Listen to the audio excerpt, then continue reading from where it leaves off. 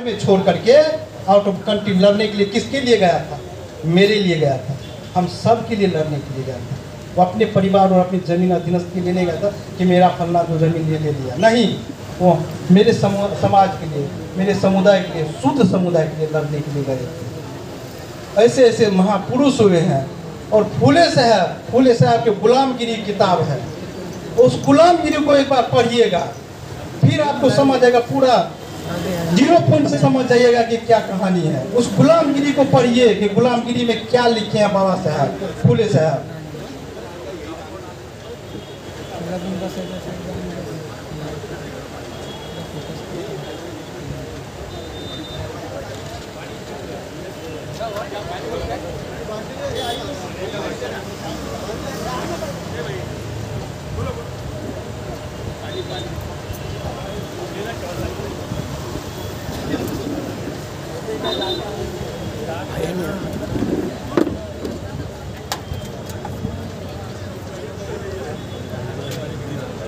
और मैं इस मंच के माध्यम से इतना कहूंगा कि आने वाले समय में मैं भी बौद्ध धर्म अपनाऊंगा, और बौद्ध धर्म अपनाऊंगा, और बौद्ध धर्म के साथ साथ में कम से कम अगर 1000 नहीं 100 नहीं तो 10 आदमी को जरूर लेके आऊंगा कि बौद्ध धर्म अपनाओ। बौद्ध धर्म शांति धर्म है।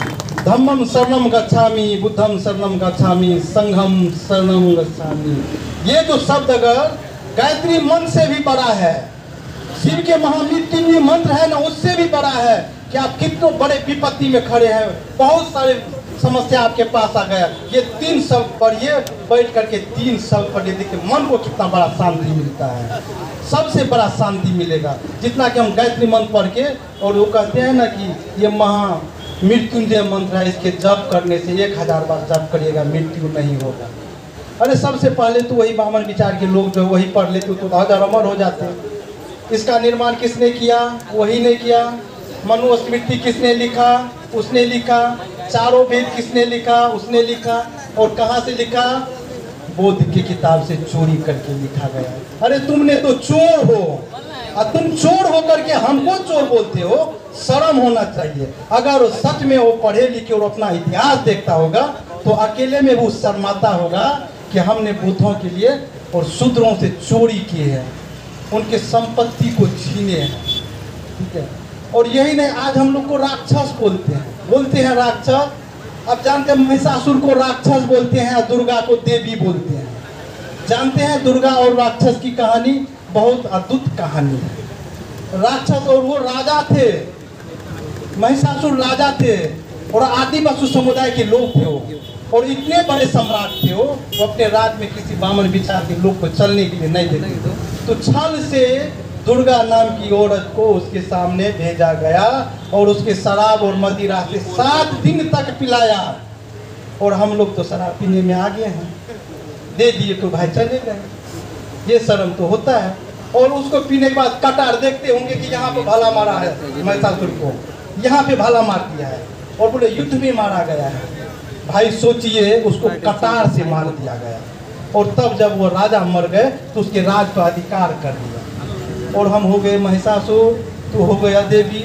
अब ये इतिहास देखिएगा दुर्गा पूजा का कितने साल पुराना है। ये पश्चिम बंगाल से उठ के आया है, और बिहार से आग लगते लगते पूरे भारत में दुर्गा पूजा शुरू हो गया। अब 17 मई को क्या होता है? विश्वकर्मा पूजा। जानते हैं विश्वकर्मा पूजा का इतिहास? वो विश्वकर्मा 17 मई को बाबा साहब पेरियार का जन्मदिन है। पेरियार के फोटो अगर मूर्ति देखो होंगे तो पका हुआ दाढ़ी है, बाल है, सेम कंडीशन पर वो क्या बोलते हैं उसको, विश्वकर्मा जी की मूर्ति को बनाया गया कि आज तो विश्वकर्मा पूजा है, ताकि उस महापुरुष के जन्मदिन को हम नहीं मना सके, उसके बातों को याद नहीं कर सके, हम अपने समाज में एकत्रित होकर के नहीं कर सके। ये दुख होता है एक एक पूजा। और ये जो 10 दिन जो दशहरा में जो 10 दिन जो होता है नवरात्रि, जानते हैं ये हमको 10 राजाओं के सर काटा गया, फिर जाकर के हजारों बुद्धिस्ट को मारा गया, तब जाकर के उसने वो ब्राह्मण विचार के लोग जो था पुष्पित शुंग राजा बने, नहीं तो राजा नहीं बने क्योंकि वो सेनापति थे। और जहाँ भी देखिए विवेकानंद ही ब्राह्मण थे। हम ये नहीं ब्राह्मण समाज को गाली नहीं देते हैं, ब्राह्मण समाज में भी समाज सुधारक हुए हैं। दयानंद सरस्वती को देखिए, जाति पर उस सती प्रथा को खत्म किए। अगर शूद्र की पति मर जाते, लोग की जो पति मर जाते थे, तो उसकी पत्नी को जबरदस्ती उठा करके चिता पे जला दिए जाते थे। बोलते थे वो समाज में जीने लायक ही नहीं है, ये तो अछूत हो गए, इसके मुंह मत देखो, ये तो चंडालनी हो गए, ऐसे ऐसे चीज करके। और फिर उसके अंदर में कैसे आग लगा, इसको बंद करने का रीजन क्या हुआ? वो आप दयानंद सरस्वती जी घर से बाहर गए थे कहीं घूमने के लिए, कुछ कारणवश घर से बाहर कई दिनों के ले गए। उनके बड़े भाई का मृत्यु हो गए। मृत्यु हो जाने के बाद, क्योंकि दयानंद सरस्वती जी की माँ बहुत बचपन में ही मर गए, तो मृत्यु हो जाने के बाद उनकी भाभी को भी उनके भाई के साथ जला दिए। तब जाके उसके अंदर में चिंगारी उठा और फिर जाकर के सती प्रथा के विरोध खड़े हुए। ऐसे ऐसे लोग थे। अभी स्वामी विवेकानंद को देखिए, स्वामी विवेकानंद कहे अगर भारत की डेवलपमेंट को चाहते हो, विकास को चाहते हो, तो ब्राह्मण को कुचल दो। लेकिन ये लोग, हम लोग समझे नहीं, हम तो उनके बातों में निकल गए, हम उनके बातों के आगे बढ़ाते गए और हम अपने विरासत को छोड़ते गए, भूलते गए। ये दुख होता है। इसीलिए आज ये जगह पे जो हम लोग पहुँचे हैं, क्यों पहुँचे हैं? क्योंकि ये मंदिर जो मेरा है, इस पे उसका अधिकार है और ये कहता है विष्णु मंदिर है। दुख होता है जब इसको कहता है ये विष्णु मंदिर है, और तब और दुख होता है जब कहते हैं कि तथागत बुद्ध तो विष्णु की 10वां अवतार है। कहाँ से भाई 10वां? वो तो अवतरित पुरुष हो गए। मेरे prime minister out of country जाते हैं तो कहते हैं मैं बुद्ध के देश से आया हूँ, क्यों नहीं कहते हम श्री राम के देश से आए हैं? कहना चाहिए ना भाई, तो तुम्हारा श्री राम की कंट्री है, श्री राम की जन्मभूमि है, तो कहना चाहिए तुमको, शर्माना नहीं चाहिए, कहना नहीं चाहिए कि बुद्ध की धरती से हम आए हैं। जहाँ भी जाते हैं कि हम बुद्ध के धरती से आए हैं। अरे महाबोधि मंदिर को तो लेके रहेंगे, अयोध्या तो हमसे छीन लिया। अगर कहते हैं कि बाबरी मस्जिद था, उसका स्ट्रक्चर देखिएगा, बाबरी मस्जिद का जाके नेट पर खोल के देखिए, उसका स्ट्रक्चर बौद्ध स्तूप के जैसा है, सेम कंडीशन बौद्ध स्तूप का, और वो बौद्ध स्तूप था।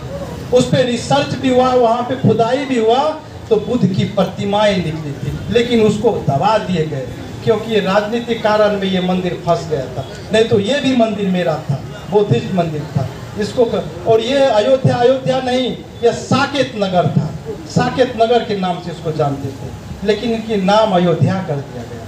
और अयोध्या राजा दशरथ के पुत्र हुए, राजा दशरथ के पुत्र राम हुए। अब उसके ऊपर जब इतिहास पढ़ोगे, बोलना शुरू कर देंगे हम लोग, अगर बोलने शुरू कर देते हैं तो राम कैसे दशरथ के पुत्र हुए?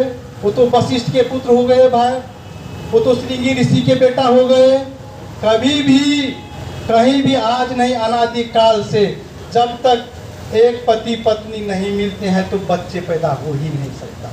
लेकिन उसने तो बोला खीर खा के पैदा किए हैं भाई, जब खीर खा के पैदा किए हो तो कहाँ से तुम दशरथ के बेटा हो गए भाई? किस इतिहास में हमको बता दो। अरे तो खीर का, कभी खीर खा के फल खा के बच्चा पैदा नहीं होता है। ओशो को पढ़िए, ओशो को देखिए, रजनीश यही पुणे में है, बहुत बड़ा आध्यात्मिक है वो आज के डेट में नहीं है, वो बहुत पहले मर चुके हैं, लेकिन उनकी ट्रस्ट है, उनकी किताबें हैं, पढ़िए उसको, फिर आपको चलेंगे एक एक पर अपने जो पॉइंट रखते हैं कि ये पॉइंट अगर कोई काट दे तो हम उनके गुलाम हो जाएंगे। अब एक यही बात देखते हो, ब्रह्मा के 3 सर दे दिए हैं। अगर आज 3 सर वाले लोग पैदा हो जाए तो उसको देखना नहीं चाहिए, लेकिन वो 3 सर लेके पैदा लिए और उसमें कहते तीनों सर ही ब्रह्मा विष्णु में है, एक में समाये हुए हैं। अरे ऐसा उसका इतिहास जब देखेंगे तो कुकर्मों से भरा हुआ है, और उसको कहते हैं कि देव ग्रंथ है, इसको मानिए। और हम लोग भी उसको मानते चले आ गए। सत्यनारायण कथा करवाते हैं, उसके बिना कोई पूजे नहीं होगा। बिहार में जाइएगा, मिथिलांचल में तो भगैत होता है, बहुत बड़ा भगैत होता है। भगैत जब होता है तो उसमें सारे भगवान के नाम लिए जाते हैं, उसके ऊपर कहानी पढ़ी जाती है। और जो रामायण पढ़ते हैं और जो कहते 24 घंटा पाठ करते, 24 घंटा झूठ बोलते हैं। वो सिर्फ क्योंकि झूठे लिखा है उसमें, हमको भ्रमित करने के लिए लिखा है उसने, क्योंकि हमको आगे करने के लिए नहीं लिखा गया है। ऐसा अफसोस होता है। और अगर हम वो रामायण जो पढ़ेंगे, 4 वेद पढ़ेंगे, मनुस्मृति पढ़ेंगे, उससे हम एक आर्टिकल्स पढ़ेंगे तो हम आगे बढ़ेंगे। बाबा साहब ऐसे क्यों किए हुए हैं, इसका कहने का भी कुछ कारण होते हैं कि कहते तुम आगे बढ़ो, तुम्हारे लिए मैंने बहुत कुछ कर चुके हैं, लेकिन हम लोग अभी भी सोए हुए हैं। ऐसा नहीं होना चाहिए। उनके विचार को हम लोग को आगे बढ़ाना है, बच्चे को शिक्षित करना है। चाहे एक दिन एक रात भूखे रह जाए, एक वस्त्र पहन लेंगे, लेकिन बच्चे को किताब और कॉपी देंगे। अपने गरीबी बच्चे को हम बताएंगे कि तुमको हम आगे कैसे ले जा रहे हैं, किस तरह से तुमको आगे बढ़ा रहे हैं। बेटा तुम पढ़ो। मेरे अपने बच्चे को अपने पूर्वजों के जो ऊपर बीता हुआ वह इतिहास बताइए कि मेरे साथ गले में हंडी बांध दिया था, कमर में झाड़ू था, और दिन में और दोपहर कम से कम 12 बजे दिन में हम निकलते थे। अगर 12 बजे दिन इसीलिए क्योंकि उस टाइम में वो लोग नहीं निकलते थे, क्योंकि जब बोलते थे अगर इन लोग से बात कर लेंगे, इन लोग के चेहरा देख लेंगे तो हम अशुद्ध हो जाएंगे, और फिर इसके बात करने के बाद इसके शकल देखने में हम सूर्य के दर्शन करेंगे, तब जाकर के वो पवित्र होंगे। ऐसे ऐसे लोग थे। अगर सामने पड़ जाते थे तो पता नहीं वो क्या क्या सजा दिया करते थे वो लोग।